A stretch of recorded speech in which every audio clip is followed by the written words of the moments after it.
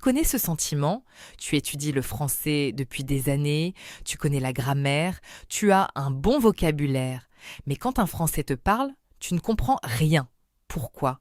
Les amis, c'est pas un problème de motivation, c'est un problème de méthode. À l'école, on t'apprend le français écrit, le français des livres, le français des examens.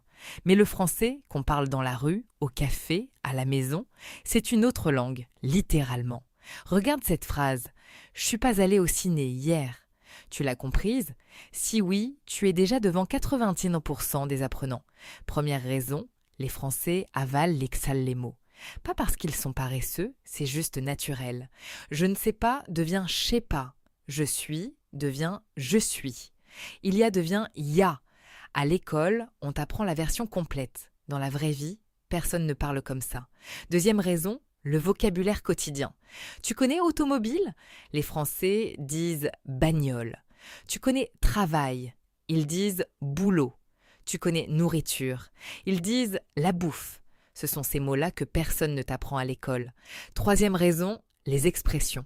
Un Français te dit j'ai la flemme. Tu cherches flemme dans le dictionnaire. Tu ne trouves rien, parce que ça veut dire je n'ai pas envie. C'est la loose, pas dans le dictionnaire non plus. Ça veut dire c'est nul. Je kiffe, tu devines, j'aime beaucoup. Si tu es en train de découvrir tout ça, c'est que tu en as besoin. Abonne-toi maintenant, parce que chaque semaine je te donne le français que les cours ne t'apprennent pas. Le vrai français. Quatrième raison, la vitesse. Les Français parlent vite, très vite. Et ils lient les mots entre eux.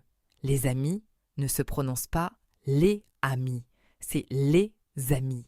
Un petit ami, un petit ami. Les liaisons changent toutes. Et l'intonation, le français monte et descend comme une chanson. Si tu n'entends que les mots, tu rates le sens. L'intonation porte l'émotion, l'ironie, l'humour.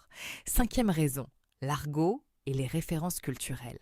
Meuf pour femme, ouf pour fou, relou pour lourd. Et les Français utilisent le verlan sans s'en rendre compte. C'est devenu naturel. Et les références, quand un Français dit « c'est la Bérésina », il ne parle pas de la ville, il parle d'un désastre. Si tu ne connais pas l'histoire, tu ne comprends pas. Donc, comment corriger ça? 3 étapes simples. 1. Écoute le français authentique. Podcast, série, YouTube en français, pas les manuels. 2. Apprends les expressions courantes. C'est ce que je fais sur cette chaîne. 3. Pratique avec des natifs, Italki, HelloTalk, échange linguistique. Le français que les cours t'apprennent, c'est le français du 19e siècle. Le français que les Français parlent aujourd'hui, c'est celui que je te montre ici. Abonne-toi et la prochaine fois qu'un Français te parle, tu vas comprendre. À la prochaine vidéo, Inch'Allah.